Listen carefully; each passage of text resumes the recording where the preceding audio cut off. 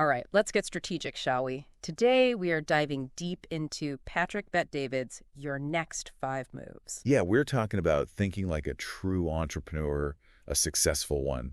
And, not just any entrepreneur, right? This guy, Bet-David, his story is, well, it's pretty remarkable. Oh, for sure.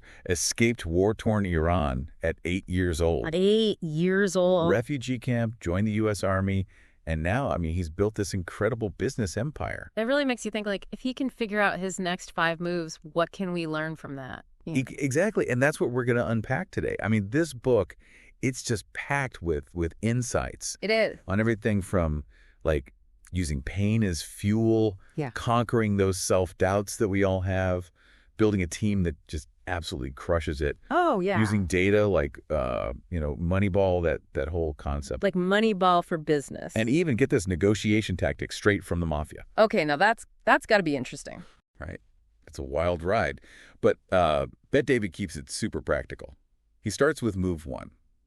Mastering, knowing yourself. Okay, hold on. Shouldn't we be jumping straight into the action? Like, why is self-knowledge the first move? It's funny because so many people want to just skip ahead to move 5.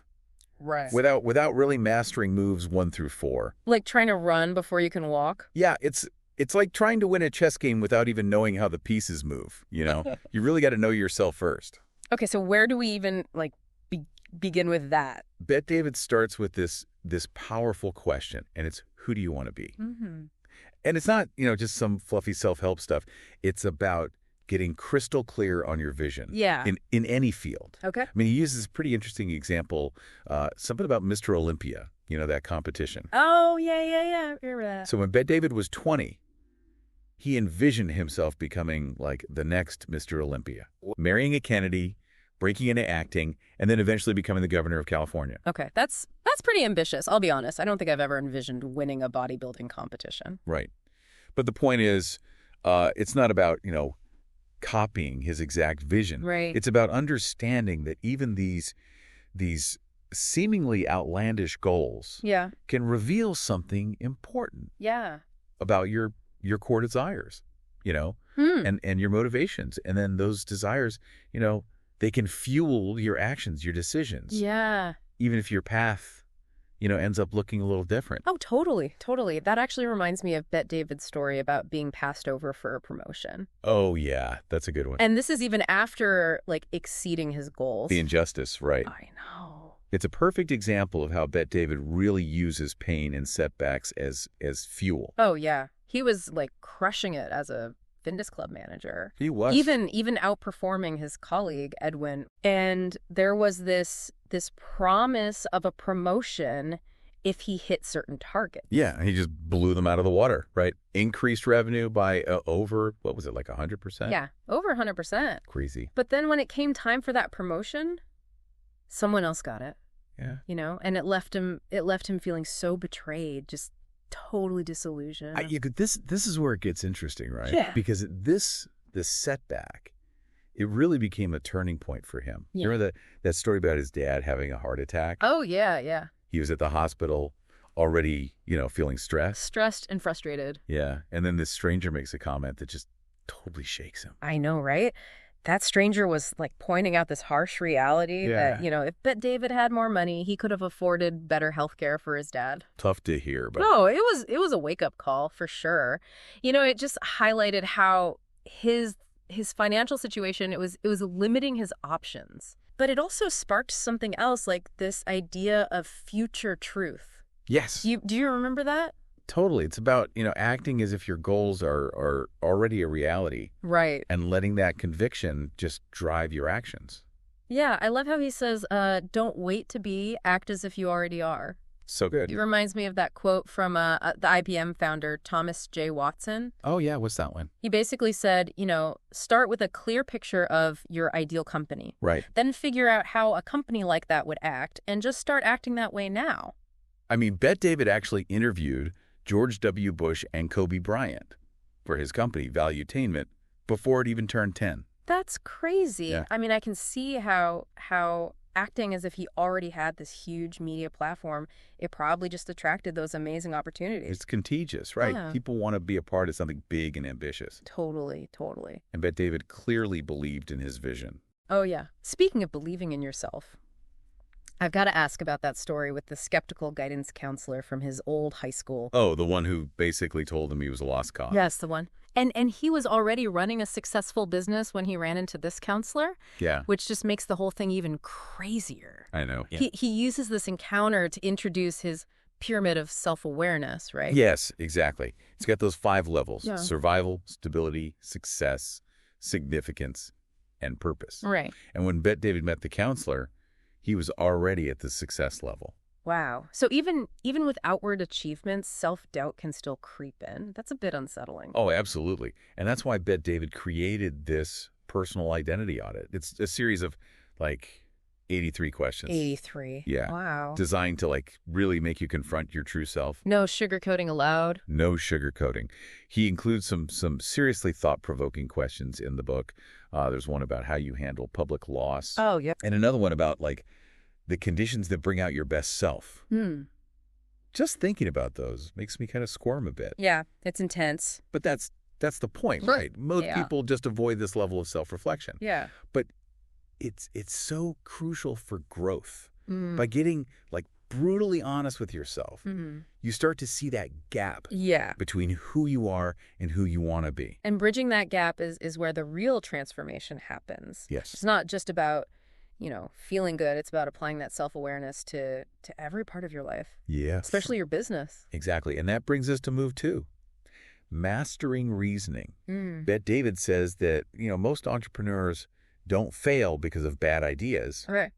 but because of poor reasoning and just an inability to solve problems effectively. So it's not about being a genius with $1 million idea. Right. It's about thinking clearly and strategically Yeah. about the challenges you face. Right.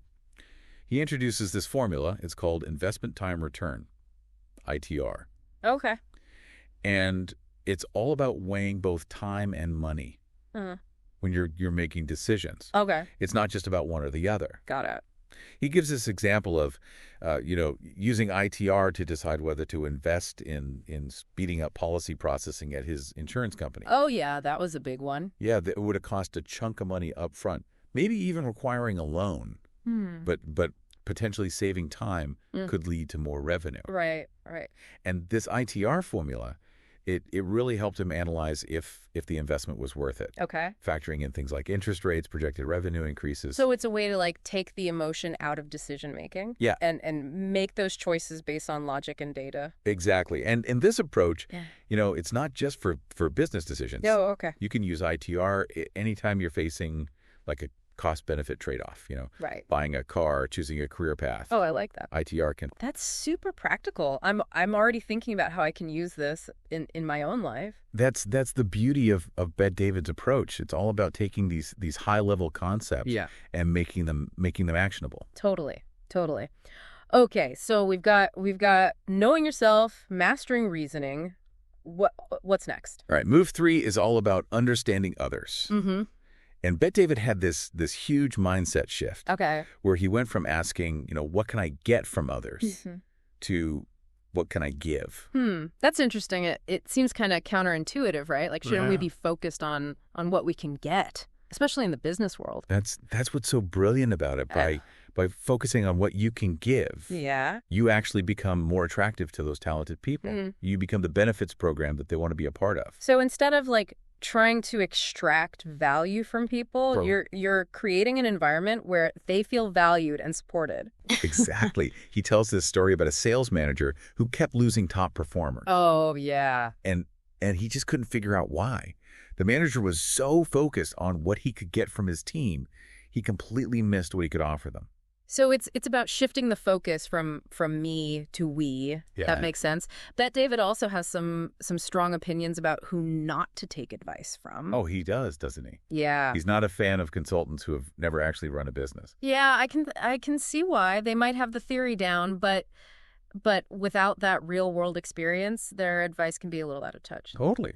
So who should we be listening to? Bet David believes in surrounding yourself with people who have a proven track record of success in the areas that you want to grow in, right?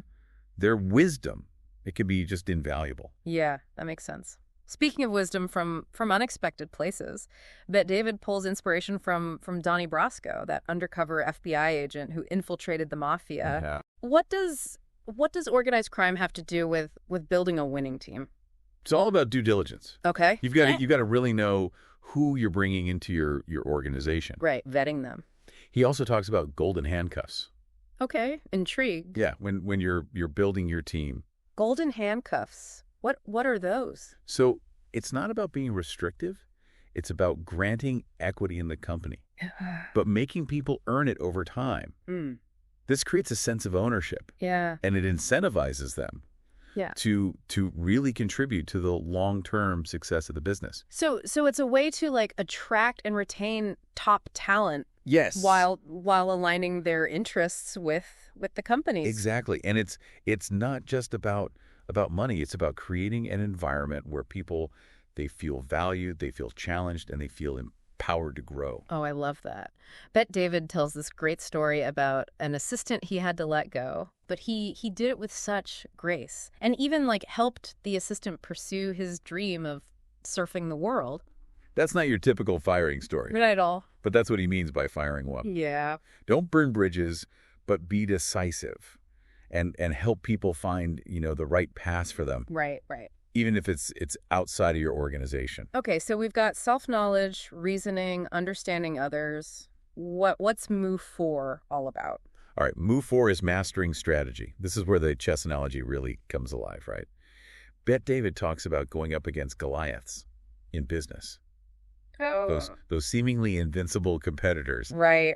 That can be so intimidating. Yeah, those Goliaths, I mean, they exist in every industry. Did you? And it can feel overwhelming to even think about competing with them. Totally. So Bet David says the key to defeating a Goliath is understanding both your own weaknesses and Goliath's weaknesses. So you got to know yourself. Yes. But you got to know your enemy too. Exactly. That's where the opportunities lie. Remember, even giants have blind spots.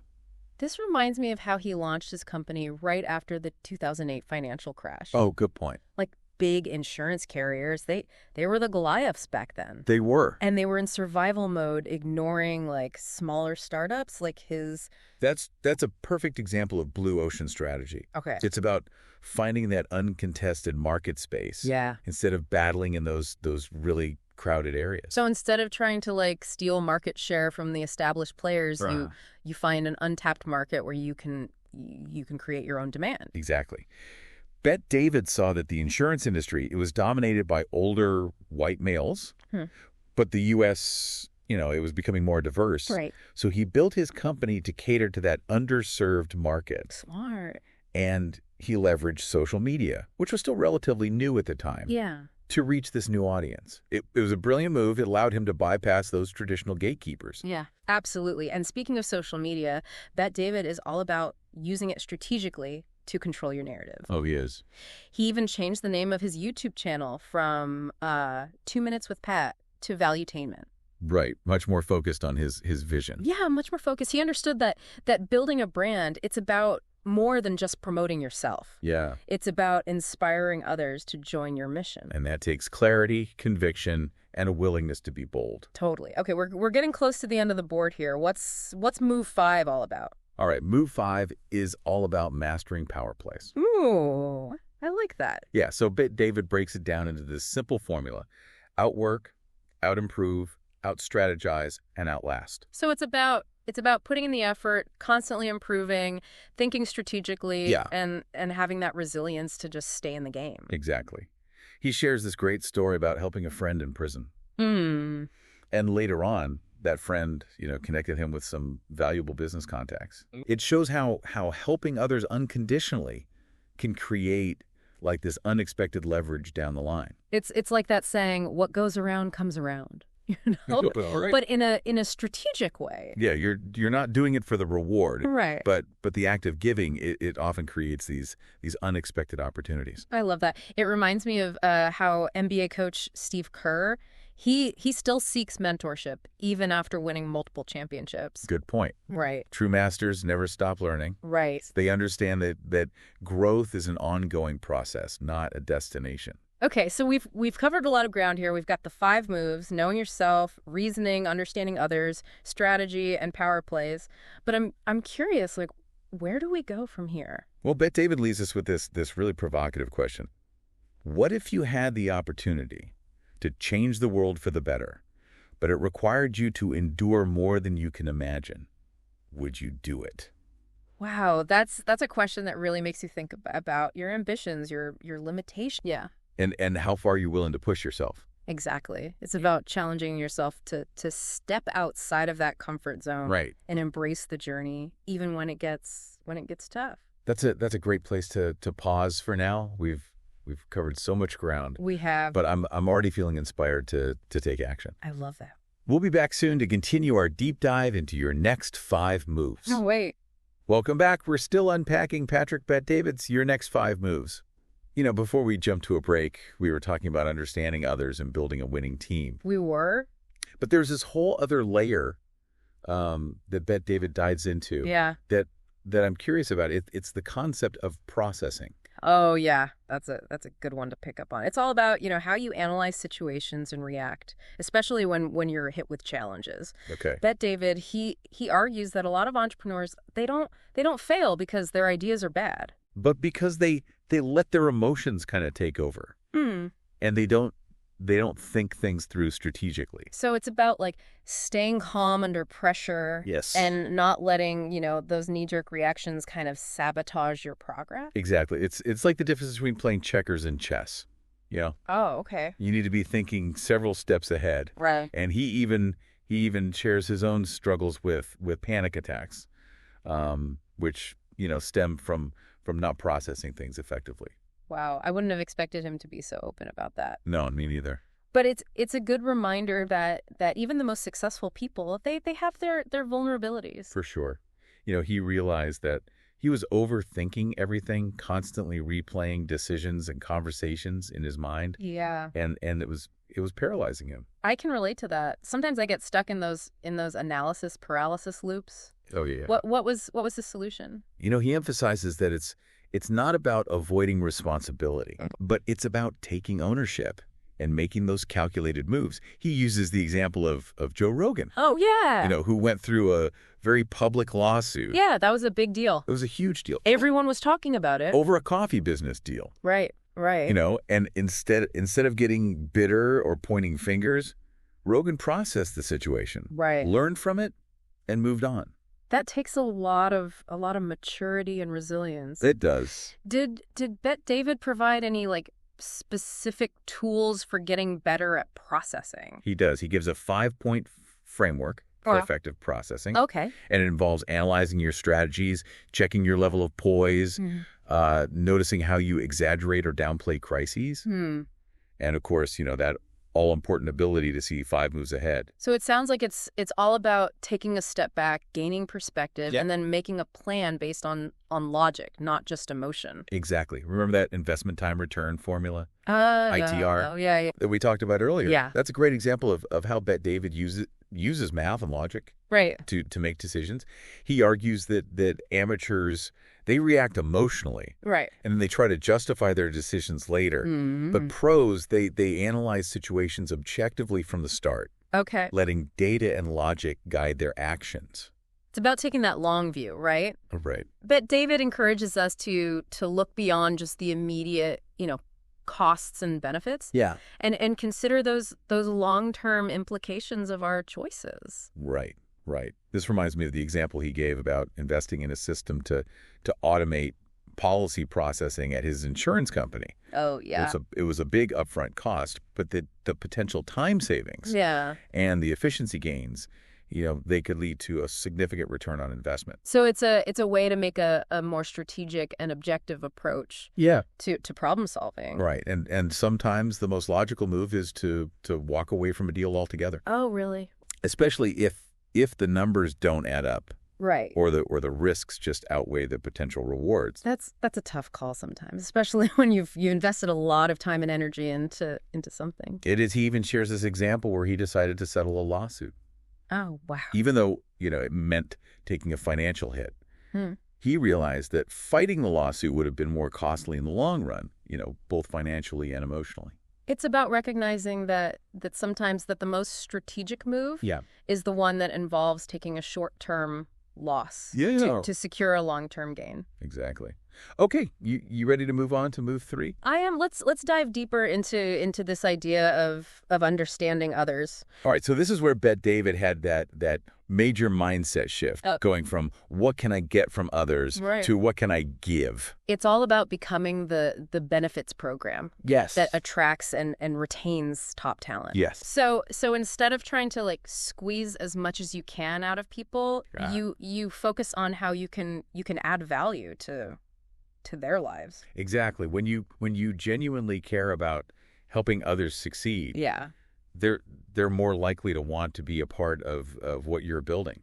It reminds me of the story Bet David tells about the sales manager who was constantly losing his best people. Oh, yeah, the one who couldn't figure out why everyone was quitting. Right. Yeah. He was so focused on his own goals that he totally missed the needs of his team. And Bet David says this is a common mistake, especially for entrepreneurs who are, used to calling the shots. Right. They forget that building a winning team is about understanding and meeting the needs of each individual. So it's about collaboration, not just control. Right. So how do you actually go about understanding what people need? Bet David really emphasizes the importance of asking the right questions and really listening to the answers. It's about building relationships based on genuine connection and mutual respect. He uses the analogy of Donnie Brasco. Oh, yeah, the FBI agent. Yeah, the FBI agent who infiltrated the mafia. I remember that. I remember that story. He had to gain the trust of some pretty dangerous people. He did, and he did it by building relationships. Yeah. Listening carefully and understanding their motivations. Those are valuable skills in any situation, not just undercover investigations. Absolutely. Okay, shifting gears a bit, let's talk about golden handcuffs. We touched on this earlier. Yeah, but I'm curious to get your take on it. I mean, it sounds a bit intense. Is it about locking people into contracts or something? No, not at all. It's actually about giving people ownership in the company. Okay. But in a way that encourages long-term commitment. So it's about lining their interests with the company's success. Exactly. Bet David, he believes in granting equity. Okay. But making people earn it over time. Right. This creates a sense of ownership. Yeah. And it incentivizes people to contribute to the company's growth. I can see how that would be a powerful motivator. It's not just about getting a paycheck. It's about being invested in the company's future. Right. And it's not just about financial rewards. Okay. It's about creating an environment where people they feel challenged and they feel empowered to grow. This reminds me of that story that David tells about firing an assistant. Yeah. Who wasn't the right fit. Yeah. But doing it in a way that helped that person pursue their dream of surfing the world. Oh yeah. Right. That's a perfect example of firing well. Yes. It's about recognizing that sometimes the best way to support someone is to help them move on. Yeah. Even if it means, they're no longer part of your organization. It's about having empathy and understanding. Right. And wanting the best for people even if it means, letting them go. Exactly. Okay, are you ready for move 4? This one it's all about strategy. Bring it on. I'm ready to learn how to take down some Goliaths. All right, that's the spirit. Remember, Bet David is all about taking those chess grandmaster strategies and applying them to the business world. He talks about those Goliaths, the seemingly unbeatable giants in every industry. Yeah. And how to approach them strategically. I'm all ears. It can feel intimidating to even think about competing with those big players. Totally. Yeah. So Bet David says the key is understanding not just your own weaknesses. Okay. But also the weaknesses of your Goliath. So you got to know yourself, but you got to know your enemy. Yes. Yeah. That's where you'll find the opportunities. Remember, even giants have blind spots. This reminds me of how he launched his company right after the 2008 financial crash. Oh, good point. Big insurance companies, they were the Goliaths back then. They were. And they were in survival mode, ignoring smaller startups like his. That's a perfect example of what he calls blue ocean strategy. Okay, remind me again. Yeah, it's about finding that uncontested market space, right, instead of fighting tooth and nail in those really crowded arenas. So instead of trying to steal market share from the established players, right, you create a new market where you can kind of define the rules of the game. Exactly. But David, he saw that the insurance industry was dominated by older white males. Right. But the U.S., was becoming more diverse. Yeah. So he built his company to cater to that underserved market. Sure. And he used social media, which is still relatively new at the time, to reach this new audience directly. It was a brilliant move. It allowed him to bypass those traditional gatekeepers. Absolutely. And speaking of social media, Bet David is all about using it strategically. Oh, yes. To control your narrative. Right. He even changed the name of his YouTube channel from 2 Minutes with Pat to Valuetainment. Right. Which is much more aligned with his overall vision. It is. He understood that building a brand is about more than just promoting yourself. Yeah. It's about inspiring others to join your mission. Exactly. And it takes clarity. Yeah. It takes conviction. Yeah. And it takes a willingness to be bold. Absolutely. Okay, ready for move 5? Yeah, bring it on. This one is all about mastering power plays. Ooh, I love it. It sounds a little sneaky, but I'm guessing it's more about, strategic maneuvering than anything else. You got it. Bet David, he breaks it down into this simple formula. Okay. Outwork, outimprove, out-strategize, and outlast. So it's about putting in the effort, constantly improving, thinking strategically, yes, and having the resilience to stay in the game. Exactly. He tells a great story about helping a friend in prison. Oh, wow. And later on, that friend connected him with some valuable business contacts. Wow. It shows that sometimes the most strategic moves are the ones where you don't expect anything in return. It's like that concept of karma, but with a strategic twist. Totally. You're not doing it for the reward, but the act of giving can create these unexpected opportunities. It can. It reminds me of NBA coach Steve Kerr, who still seeks mentorship even after winning multiple championships. That's a great point. Yeah. True masters never stop learning. Right. Right. They're always trying to improve. They understand that growth is an ongoing process. They're always looking for ways to improve. I'm getting fired up just thinking about all of this. I love it. I can see how mastering these 5 moves could really, really level up my game, both in business and in life. That's what Bet David is all about. Empowering people to take control of their destinies. Right. And achieve their full potential. Okay, before we wrap up, I want to circle back to that question Bet David poses at the end. Oh, yeah, the one about changing the world. Yeah, the one that asks, what if you had the opportunity to change the world for the better, but it required you to endure more than you can imagine? Would you do it? It's a powerful question. It is. It really challenges you to think about your values, yeah, your ambitions, yeah, and what you're willing to sacrifice to achieve something truly meaningful. It really makes you question your limits and how far you're willing to push yourself. Exactly. It's about embracing the journey, even when it gets tough. Right. And knowing that the rewards are worth the struggle. I think that's a great place to pause for now. We've covered so much. We have. But there's still so much more to unpack. Oh, yeah. We'll be back soon to continue our deep dive into Patrick Bet David's Your Next 5 Moves. Okay, we're back. Final stretch of our deep dive into Patrick Bet David's Your Next 5 Moves. We've talked self-awareness, we've talked strategy, we've talked understanding others. It's been a lot. Yes. But there's one piece of the puzzle we haven't really explored yet, and I'll be honest, I'm a little hesitant about it. Oh, hesitant? What's giving you pause? Well, it's systems. I get that they're important, but honestly, they're not the most thrilling topic to talk about. I hear you. I hear you. Systems, they can sound a bit dry, like something out of, a boring business textbook. Yeah. But trust me, Bet David, he makes a really compelling case for why they're so crucial for scaling your business and achieving, lasting success. Okay, you've piqued my interest. Convince me. How does Bet David make systems engaging and relevant? He frames them as the foundation of your business. Right. Okay. The backbone that provides structure, efficiency, and predictability. With solid systems in place. You can stop constantly putting out fires, right, and free up your time and energy to focus on bigger picture thinking. So instead of feeling like I'm always scrambling to keep up, I can create processes that handle, those routine operations almost automatically. Exactly. And remember how much Bet David emphasizes data-driven decision-making. Yeah. Well, systems are essential for collecting that data, analyzing it, and then acting on it. Makes sense. He uses great analogy from the world of sports to illustrate this point. Oh, I love a good sports analogy. Let's hear it. Okay. So he talks about how Billy Beane, the general manager of the Oakland A's, he built a winning team. Okay. Despite having a very limited budget.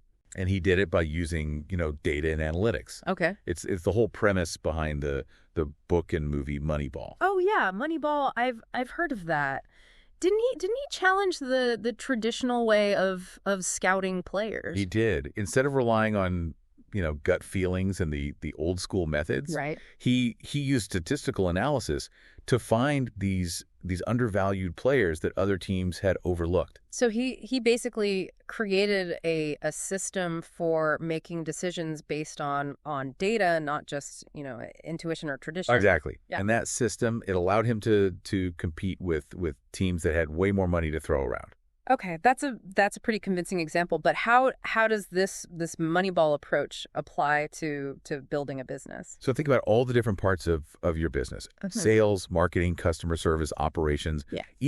Each area can be broken down into these processes right. that can be tracked, measured, and optimized. So instead of just, winging it, I can have a clear understanding of what's working, what's not, and where I need to make adjustments based on real data. Precisely.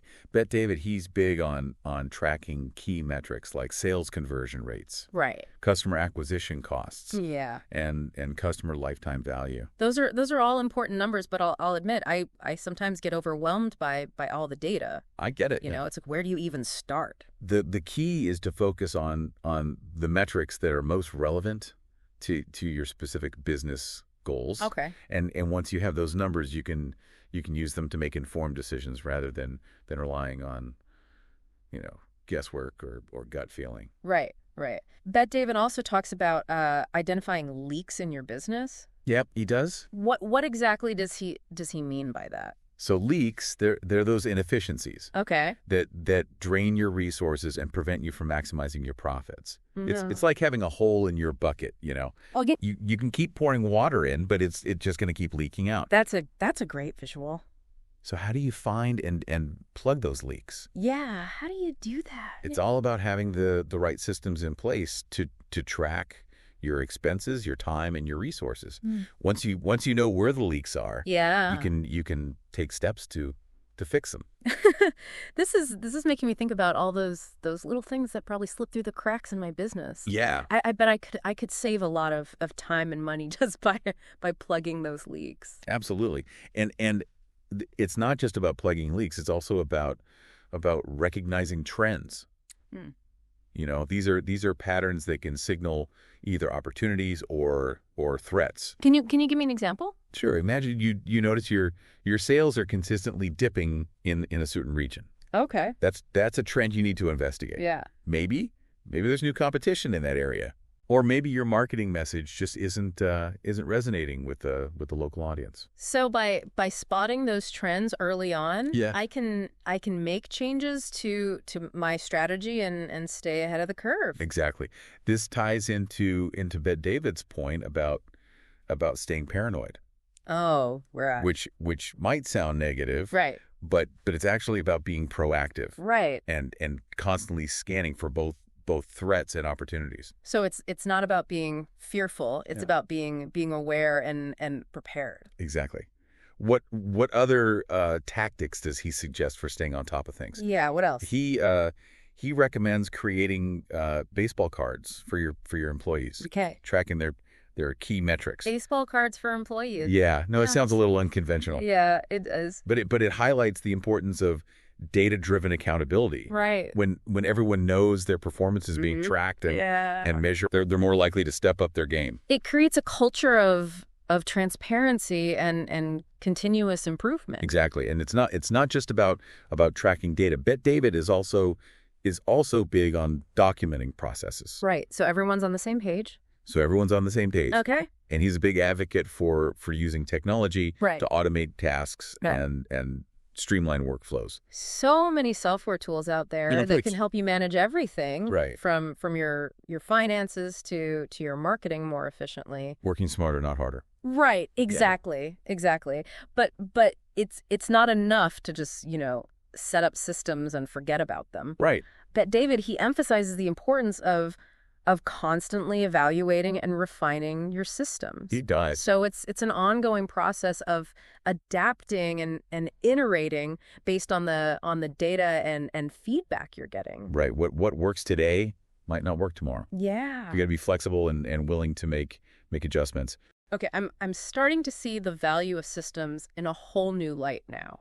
Sure. It's not just about being organized. Right. It's about creating a framework for sustainable growth. Exactly. And remember, all of this, it ties back to those 5 key moves we've been discussing. Mastering self-knowledge, mastering reasoning, mastering understanding others, mastering strategy, and mastering power plays. Like, systems are the underlying structure that supports all of those moves. Precisely. They provide the foundation for making those moves more effectively and achieving greater success. This has been an incredible deep dive. It is. We've covered so much ground, but I feel like I have a much clearer understanding of how to think strategically and take my business and my life to that next level. That's fantastic to hear. And remember, strategic thinking is a skill you can develop by applying, Bet David's principles. You can achieve greater success in all areas of your life. So as we wrap up this episode, I have one question for you. Okay.